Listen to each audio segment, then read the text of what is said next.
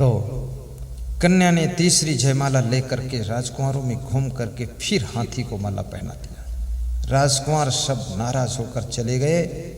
पूरे समाज में आवाज उठ गई कि राजा का दामाद हाथी है। राजा चंद्रसेन बहुत दुखी हुए। उन्होंने तलवार उठाया और कन्या का सर काटने के लिए दौड़े। ब्राह्मणों ने हाथ पकड़ लिया कि कन्या को मारने से महापाप होता है, शांति रखो। तो अग्नि कुंड खुदवाया, उसमें आग जलवाया और स्वयं कूद कर जलकर मरने के लिए जा रहे थे। उसी समय नारद जी आए, उन्होंने हाथ पकड़ा, बोला मरो मत, अभी उपाय है। बोले क्या? अभी इस हाथी के बच्चे को अगर गुरु नाम सुना दिया जाए, मंत्र सुना दिया जाए, तो ये थोड़ी देर में बहुत सुंदर बालक का रूप ले लेगा। फिर उस बालक के साथ तुम्हारी बालिका का विवाह कर दिया जाए तो ये टेंशन खत्म हो सकती है। तो राजा चंद्रसेन ने कहा प्रभु जल्दी कीजिए। नारद जी ने कहा इस हाथी को स्नान कराइए, कन्या को भी स्नान कराइए, मैं इसको मंत्र सुनाता हूँ। हाथी को मंत्र सुनाया। हाथी सुंदर बालक के रूप में परिवर्तन हुआ। उस बालक और बालिका का विवाह कर दिया गया। फिर उनको मंत्र सुना दिया, गृहस्थ धर्म की शिक्षा दे दी और दोनों का जीवन सुख में व्यतीत होने लगा। भाइयों बहनों, हाथी जैसे मत वाले लोग गुरु नाम सुन करके सुंदर सलोने सरल बालक जैसे बन जाते हैं। इसलिए गुरु नाम सुनना चाहिए, अन्यथा मनुष्य जीवन मिलना मुश्किल हो जाएगा, ये आत्मा भटक जाएगी। गुरु भक्ति अवश्य कीजिए। संतो भक्ति सतो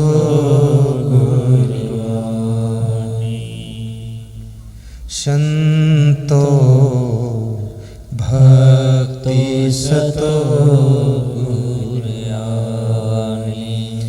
आपके मन में भक्ति का अवतरण हो।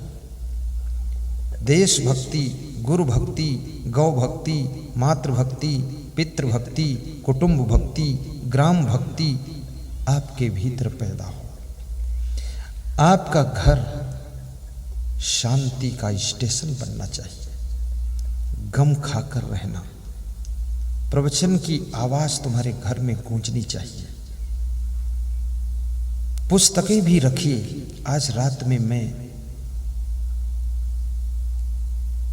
3 बजे उठा, पानी पिया, थोड़ा मुंह धोया, फिर पढ़ना शुरू किया। मैंने एक पुस्तक पढ़ रहा था। मैं धार्मिक पुस्तकें मैं रखता हूँ, छोटी छोटी, अपनी पुस्तक भी पढ़ता हूँ, गुरु जी की भी पढ़ता हूँ। तो उसमें एक बहुत अच्छी बात लिखी हुई थी कि मनुष्य को अपने अंदर नाम याद रखने की कला विकसित करना चाहिए। नाम याद करने से, और हर व्यक्ति को अपना नाम बहुत प्रिय होता है। जब तुम पत्र पढ़ते हो तो उसमें ये ढूंढते हो मेरा नाम कहाँ है इसमें। और आदमी को अपना चित्र बहुत प्रिय होता है। एल्बम देखते हो तो तुम अपना फोटो देखते हो, मेरा फोटो कहाँ है इसमें। देखना, इस बात को विचार करना। इसलिए जब तुम किसी का नाम प्रेम से लेकर बोलते हो ना, तो उस आदमी का दिल तुम्हारी तरफ खिंच जाता है। एंड्रू कार्नेगी ने कहा है कि मैं स्टील के बारे में बहुत बड़ा ज्ञाता नहीं हूँ, मैं एक गरीब आदमी था, लेकिन मेरे पास नाम याद करने की कला है। तो मेरी फैक्ट्री में जितने भी कर्मचारी हैं, छोटे से बड़े, सबको मैं नाम लेकर ही पुकारता हूँ। इसलिए मेरी फैक्ट्री में कभी हड़ताल नहीं हुई, मेरी स्ट्राइक नहीं हुई और मेरी फैक्ट्री कभी बंद नहीं हुई। नाम याद करने की कला।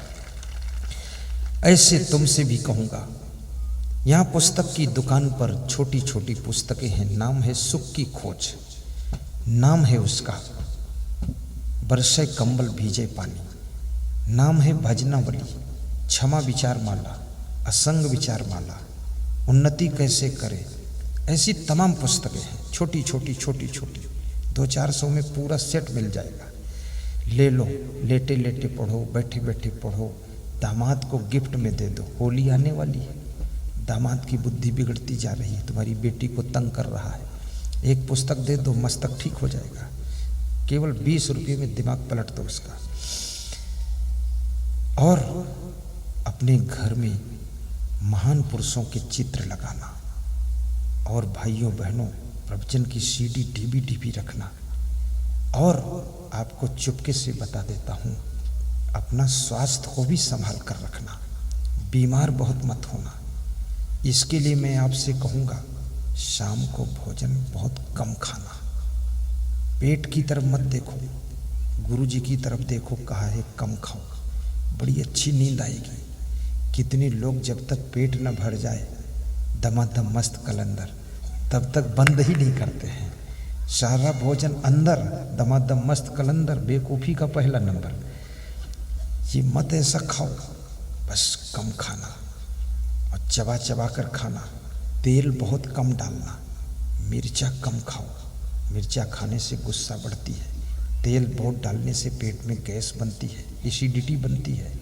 मसाले कम प्रयोग करो, अच्छी तरह पकाकर स्वादिष्ट खाओ।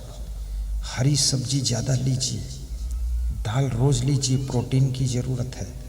पानी ज़्यादा पीजिए और रोज़ हंसिए, जानबूझकर हंसिए, ही हंसिए, ठहाका मार कर हंसिए। तुम हंसते नहीं हो इसलिए बीमार बहुत होते हो। और पति पत्नी हंसो बैठकर तो कोई बीमारी नहीं आएगी। तुम दूसरे की स्त्री को देख कर हंसते हो, बहुत बड़ी बीमारी आने वाली है। हाँ। पकड़े गए कृष्ण भगवान, क्या लफड़ा बनाते हो। दूसरे की पुरुष को देखकर मत खीसे काढ़ो, नहीं सब खीसे निकल जाएंगे। अपने पति के तरफ बैठकर हंसो, सास ससुर के साथ हंसो। जो बहू सासू के साथ हंसती है घर स्वर्ग हो गया। और जो बूढ़ी सासू अपनी बहू के साथ खुश रहती है घर स्वर्ग हो गया। उनके साथ हंसो, टेंशन मत करो। बाप बेटे बैठकर हंसो। बाप बेटे ऐसे रहो जैसे दोस्त रहते हैं। बेटा 16 साल तक बेटा है और 16 साल के बाद दोस्त है, बेटा वटा नहीं। जवान हो गया वो समझदार है। 5 वर्ष तक लाड़ प्यार करो बेटे से। लाड़ेत 5 वर्षाणि 10 वर्षाणि ताड़ेत प्राप्ते तु खोडसे वर्षे पुत्रम मित्रम इवाचरेत। 5 वर्ष तक लाड़ प्यार, 16 वर्ष तक अनुशासन रखो उसके ऊपर। 16 से ऊपर हो जाए तो उसको पुत्र मत समझो, मित्र समझो। और मित्र समझकर उसके साथ हंस लिया करो, पुत्र के साथ भी हंसो। भाइयों और बहनों, एक चीज और याद रखना, पड़ोसी के साथ भी थोड़ा मेल प्रेम रखना। और कभी धनवान बनने लग जाओ तो मैं निवेदन आपसे करूंगा, जब घर में धन बढ़ने लग जाए, आपकी उन्नति होने लग जाए, तो 25% अपनी कमाई का हिस्सा गांव वालों पर खर्च करना। अन्यथा गांव वाले ईर्ष्या के कारण तुमको किसी लफड़े में फंसा देंगे, तुम जेल में चले जाओगे, धन कहाँ कमा पाओगे। इसलिए इन दुष्टों को 25% दे दो ताकि घर में तो रहो। बहुत बड़ी बात बता रहा हूँ, चतुराई सिखा देता हूँ आज। अपनी कमाई का 10% हिस्सा, 10% जो प्रॉफिट है वो रिश्तेदारों पर खर्च करो। नहीं, रिश्तेदार तुम्हारी निंदा करना शुरू करेंगे। रिश्तेदार कोई कम धूर्त थोड़े होते हैं, बहुत धूर्त। वो कहेंगे कि धनवान है तो अपना कहें, हमसे क्या मतलब, क्या कोई हमको धन दे थोड़े दिए। तो वो उनके कहने का मतलब थोड़ा हमको भी दो। तो उनको भी थोड़ा दे दो, नहीं तो वो टांग खिंचाई शुरू कर देंगे। और 10% अपनी प्रॉफिट का हिस्सा नेताओं पर खर्च करो। नेता तुम्हारा पूरा बिजनेस बिगाड़ देगा, ये तो बहुत दुष्ट होता है। उन पर भी खर्च करो। उनका चुनाव हो तो उनको दे दो 1 लाख कि नेताजी लड़िए चुनाव, और पीछे से झूठ मूठ झंडा लेके दौड़ो कि जिंदाबाद जिंदाबाद। और अंदर आत्मा बोलो हार जाओ, अच्छा है ठीक है। दुष्टों लूट फातियाँ मचा रखी। और अपनी कमाई का 10% धर्म में भी खर्च करो। सत्संग कराओ, भंडारा करो, प्रवचन कराओ। क्योंकि ज्ञान की बात नहीं सुनोगे, दूसरे को नहीं सुनवाओगे तो बुद्धि बिगड़ जाएगी, तो दारू पीना शुरू करोगे तो सब बर्बाद हो जाएगा। इसलिए संतों से भी जुड़ो। 10% हमको भी दो तो हम तुमको दारू नहीं पीने देंगे। और जो हमको कुछ नहीं दोगे तो हम आएंगे ही नहीं, फिर तुम खूब दारू पी हो, पड़ी रही हो, बुद्धि बिगड़ जाएगी। रावण के पास क्या नहीं था? सब कुछ था, केवल संत नहीं थे। संत नहीं थे, बुद्धि बिगड़ गई। वो कुंभकर्ण जो है 5 लीटर दारू पीता था और सोकर उठता था तो भैंसा खाता था। और रावण जो है ये तो दारू स्नान करता था, बहुत मूर्ख था। पूरा परिवार बिगड़ गया। और फिर हुआ क्या? 1 लाख पोत 1.25 लाख नाती, ता रावण घर दिया न बाती, कोई दिया जलाने वाला नहीं बचा। इसलिए राम भगवान संतों का सम्मान करते थे, तो राम भगवान भगवान बन गए, पूजा होने लगी उनकी। तो संतों के ऊपर भी 10% खर्च करो, कंजूस मत बनो। कितने लोग यहाँ आते हैं, उनका नाम लोग पुकारते हैं कि नारायण जी आए और गुरु जी का माला पहना कर सम्मान करें, तो माला भी यहीं से उठा लेते, कहूँ से परासड़ा कहूँ मिलेगा, उठा लाई हमारे गले में डाल दें। हम कहें हाथ में दे दो, तो कहते नहीं पहिराई जरूर, तो माला पहिरा दें। तो हम सोचे कुछ दान भी निकाली, तो हाथ वहाँ जोड़े निकल गए चुप्पे। हम कहें जाओ तुम दान नहीं दे तो दरिद्र आई तुम्हारे घर में। जब दान नहीं करोगे दरिद्र आ जाएगा। दारिद्र नाश्रम दान, गुरु जी को भी दान दो, मंदिर में जाओ वहाँ दान दो, गुरुद्वारे में जाओ दान दो, तीर्थ में नहाने जाओ पंडों को भी दान दो। दोनों हाथ उलीचिए यही सयानो काम, ज्यों जल बाढ़े नाव में घर में बाढ़े दाम, दोनों हाथ उलीचिए यही सयानो काम। दान देना चाहिए। दान देने से संतों में, धर्म में, मंदिर में, इसमें निष्ठा रहेगी, श्रद्धा रहेगी, तो तुम्हारे में बुराइयां नहीं आएंगी। दान तो 50 रुपये करोगे और 50 लाख की संपत्ति जो है तुम्हारी बुराइयों में जो खर्च होने वाली थी वो बच जाएगी। इसलिए थोड़ा धन सत्संग में भी लगाना चाहिए, और थोड़ा धन 2% कम से कम गौ माता की सेवा में लगाओ। जहाँ गौशाला है वहाँ दे दो 1000-2000 रुपये। अब इतनी कंजूसी करते हो, गाय का दूध चाय में डाल के पिए थे, गाय के हमारे डरते। थोड़ा ताकत बन रही, कमा रहे हो, दे दो गौ माता की सेवा के लिए। कहीं भंडारा हो रहा हो, कुंभ मेला हो, उसमें दान दे दो, थोड़ा सेवा हो जाएगी। जन सेवा, नर सेवा नारायण सेवा है, नारी सेवा नारायणी की सेवा है, इंसान की सेवा भगवान की सेवा है, बूढ़े माता पिता की सेवा पूर्ण ब्रह्म की सेवा है। और ये सेवा करना आ जाए तो जिंदगी में दुख नहीं आएगा। तुलसीदास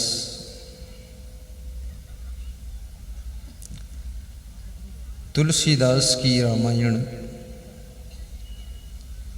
हिंदुओं की घर घर में स्थान प्राप्त कर चुकी है। कितने हिंदू उसकी पूजा करते हैं और कितने हिंदू रामायण को केवल बांध कर रखते हैं। दिवाली होली के दिन धूल झाड़ कर फिर रख देते हैं। कितने हिंदू भाई उसकी 5 चौपाई रोज पाठ करते हैं, परंतु गृहस्थाश्रम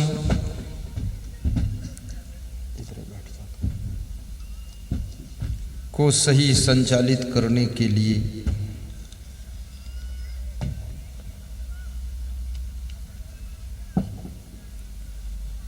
रामायण की आवश्यकता है। रामायण में भाई को भाई के साथ एक अयोध्या का परिवार, महाराजा दशरथ की फैमिली की कथा, दूसरी तरफ लंकापति रावण के परिवार की व्यथा का वर्णन है। कौशल्या जैसी सासू, सीता जैसी बहू, महाराजा दशरथ जैसे पिता, राम लक्ष्मण जैसे बेटा,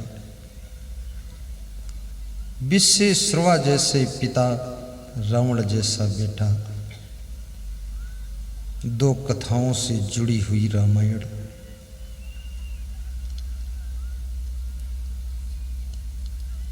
गृहस्थाश्रम के लिए शिक्षा का शास्त्र है, परंतु कबीर साहिब का बीजक सभी शास्त्रों का निचोड़ है। कबीर साहिब कहते हैं कि संसार देखने में बहुत सुंदर लगता है, पर संसार को जियो तो बहुत ही कड़वा लगता है। यह ऐसा संसार है जैसे सेमल फूल, दिन 10 के व्यवहार में झूठे रंग न भूल। जैसे सेमल का फूल सुंदर होता है,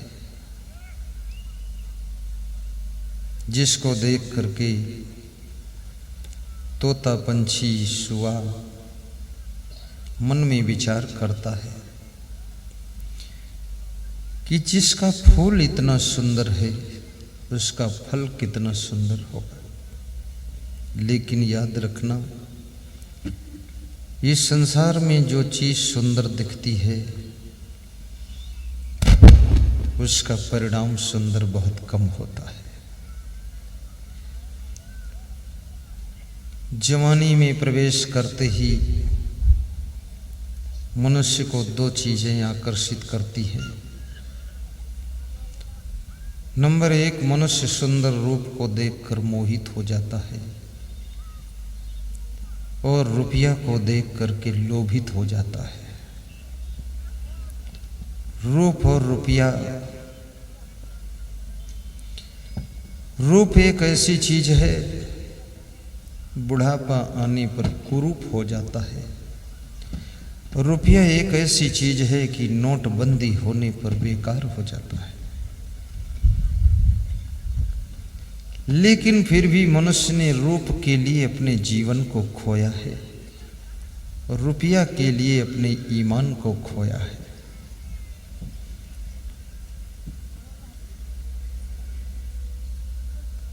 बड़ी विचित्र बात है।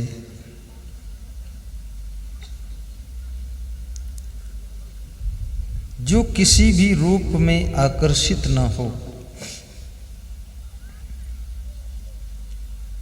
और दूसरे के रुपये में जिसको लालच ना आए, वो कौन होता है?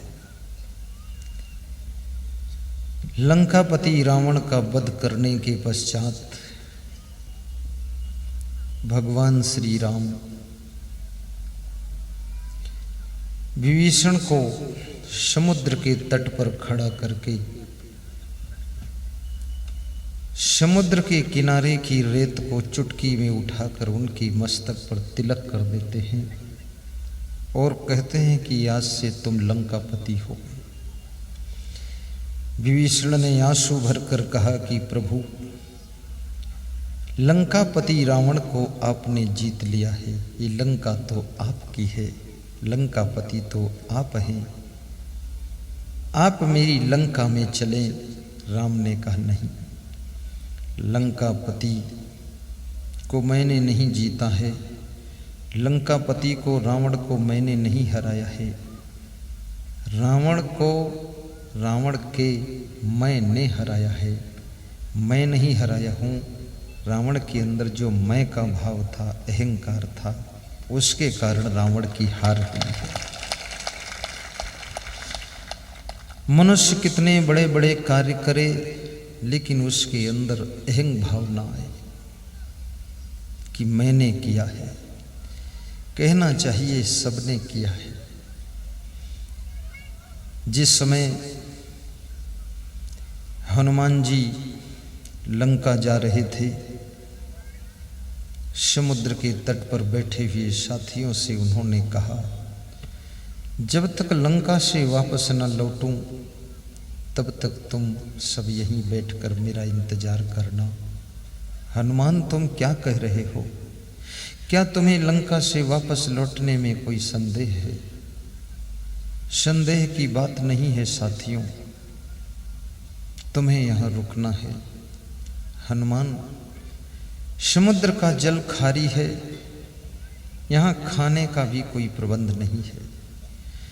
तुम न जाने कब लौटो, कितना समय लगे, हम कहाँ तक बैठे रहेंगे। साथियों, यदि तुम नहीं बैठोगे तो हम लंका जाएंगे भी नहीं।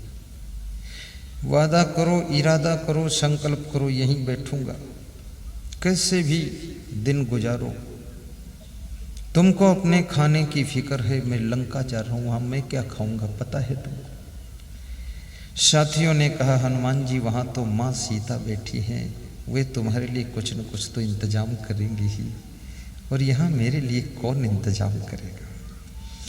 हनुमान जी ने कहा वहाँ अगर लंका में सीता माँ है तो हमारा ये भारत देश, ये देश की भूमि को ही भारत माता कहा गया है। इस माँ की गोद में कोई चिंता की बात नहीं है, जगह जगह भंडारे चलते हैं, यहाँ कोई भूखा नहीं सोता है, ये भारत देश है। हनुमान जी के साथी सब बैठे हैं। हनुमान जी लंका का कार्य करके वापस लौटते हैं। हनुमान जी समझौता के लिए गए थे, कंप्रोमाइज के लिए। रावण बुद्धिमान है लेकिन विवेक नहीं है। जो समझौता के लिए गया उसकी पूंछ में आग लगा दिया उसने। समझौता होने की संभावना ही नहीं। जो समझाने आए उसको भी मारोगे पीटोगे तो समझौता कैसे हो? हनुमान जी को गुस्सा आ गई, उन्होंने पूरी लंका में आग लगा दी। हनुमान जी लौट कर आए, साथियों के साथ राम के पास पहुंचे। साथियों ने कहा हमको तो फालतू समुद्र किनारे बिठाया, कोई मदद भी नहीं कर सकी लंका में तुम्हारी, लेकिन वहां बिठाया क्यों? तो हनुमान जी ने एक बहुत बड़ी बात कही कि यदि तुम वापस चले जाते तो राम के पास हम लंका से लौटकर अकेले जाते तो लंका दहन का जितना यश था वो सब हमें अकेले मिलता। जब हम सब साथियों के साथ गए तो वो यश सबको प्राप्त हुआ। बस इसलिए मैंने बिठाया था कि मुझे अकेले यश नहीं चाहिए, अपना यश भी बांट दे, अपना मान सम्मान बांट दे, अपना अभिमान छोड़ दे। उसी का नाम हनुमान होता है, जो मान अपमान अभिमान सम्मान की परवाह नहीं करता है। तुम हनुमान जी की पूजा करते हो, लेकिन याद रखना भाइयों बहनों, हनुमान जी की पूजा करो, कोई बुरा नहीं है, पर हनुमान जी के गुणों को भी ख्याल करो। हनुमान जी फलाहारी थे, हनुमान जी शाकाहारी थे, हनुमान जी ब्रह्मचारी थे, हनुमान जी विनम्र थे, हनुमान जी साहसी और पराक्रमी थे। हनुमान जी के पास में भय नहीं था। हनुमान जी का सुमिरन करने वाले लोग थोड़ा ब्रह्मचर्य का भी पालन करना, किसी को देख करके आकर्षित न होना। लंका की संपदा को देख करके राम का मन नहीं डोलता है, और विभीषण को राज तिलक करके राम अयोध्या को वापस लौटाते हैं। राम के मन में ये इच्छा नहीं हुई कि लक्ष्मण को राज तिलक कर दूं, विभीषण बचा है इसको भी मार दूं, खत्म कर दूं, लंका भी अपने अंडर में आ जाए। आजकल का आदमी तो इतना लालची है, सोचता है सरपंच भी बनूं मैं, जनपद अध्यक्ष बने मेरी पत्नी, जिला पंचायत अध्यक्ष बने मेरा भाई, और सीएम बने मेरा नाना, और पीएम बने मेरा पापा। सारे पद वो अपने पास रखना चाहता है। रामायण खूब पढ़ता है और कहता है सिया राम मैं सब जग जानी, और बेचूंगा दूध मिलाऊंगा पानी। रामा रामा हरे हरे, मुर्गी अंडा घरे घरे, हरे कृष्णा हरे रामा, दो दो अंडा सुबह शामा, रघुपति राघव राजा राम, और शाम हुई तो 200 ग्राम, अब पता न पावे सीता राम, ईश्वर अल्लाह तेरे नाम, रघुपति राघव राजा राम, पता न पावे सीता राम। ये किस मॉडल की भक्ति है? बड़ी गजब की बात है। इस संसार में ये रूप का आकर्षण तुम्हें स्वरूप स्थिति की प्राप्ति में बाधा डालता है। सुपर्णखा लंका से भारत देश को आती है। महाराज श्री राम के सामने खड़ी होकर कहती है, हमारी तुम्हारी जोड़ी अच्छी है। अभी लड़की कितना चंचल है सोचो, लंका से इतनी दूर जोड़ी लगाने आई है, जिसको लंका में कोई जोड़ी ही नहीं मिली।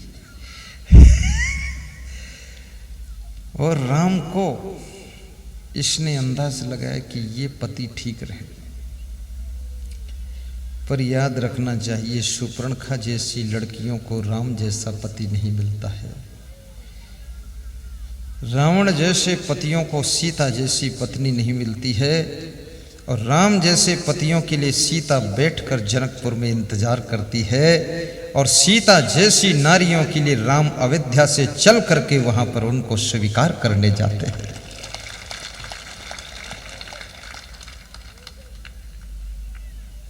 व्यास गादी आज की विशेष अतिथि श्री दिनेश राय जी को धन्यवाद दे रही है, जो कि विधायक है,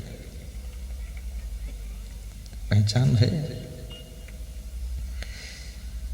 गत वर्ष हमारे सिवनी जाम के सत्संग में उन्होंने संतों के लिए वस्त्र दान दिया था। बहुत दानी व्यक्ति, ताली बजाते। मुस्कुराओ, हम सोचते खुश हो जाए तो कुछ और दान वान दे दे।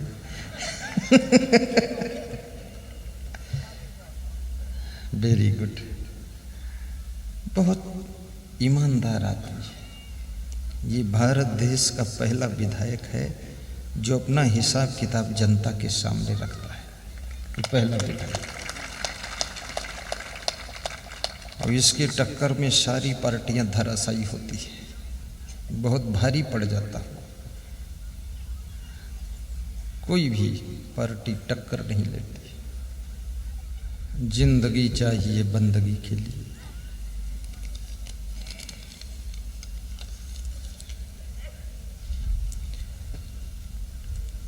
कबीर कहते हैं, यह ऐसा संसार है जैसे श्यामल फूल, दिन दस के व्यवहार में झूठे रंग न भूल।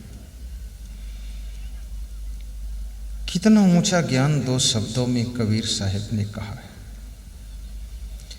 कि संसार में आकर्षण बहुत है, और इस आकर्षण से कोई विरले बचता है। बुद्धिमान से बुद्धिमान इसमें गोता लगाता है।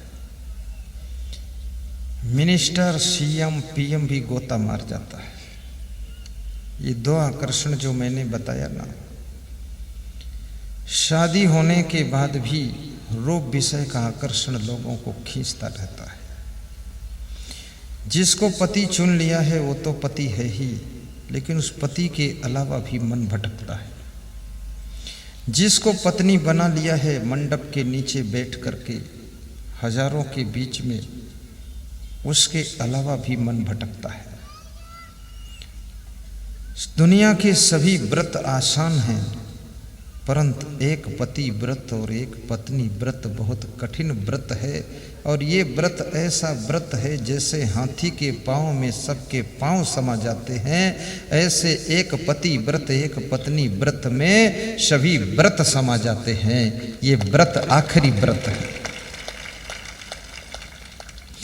कितनी महिलाएं इतनी निष्ठावान हैं, गांधारी जैसे उनका जीवन है कि अपने पति के अलावा किसी के प्रति मन विचलित नहीं होता है। महान हैं वे। और कितने पति लोग राम जैसे हैं, कोई भी सुपर्णखा आ जाए लेकिन मन फिसलता नहीं है। उनके मन में केवल एक सीता जी बसी रहती है। मैं कहूँगा तुम पति बनो तो राम बनो, और पत्नी बनो तो गांधारी जैसी पत्नी बनो, कि अपने पति पर ही ध्यान होना चाहिए।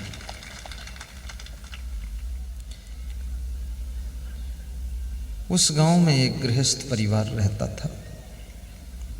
उनके एक बेटा था। पति पत्नी लड़ते रहते थे कभी कभी।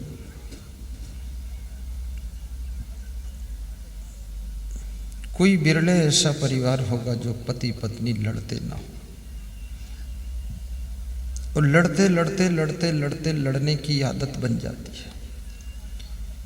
फिर कोई कारण ना हो, जरूरत ना हो, तो भी तुम जब तक लड़ नहीं लोगे तब तक चैन नहीं होगा।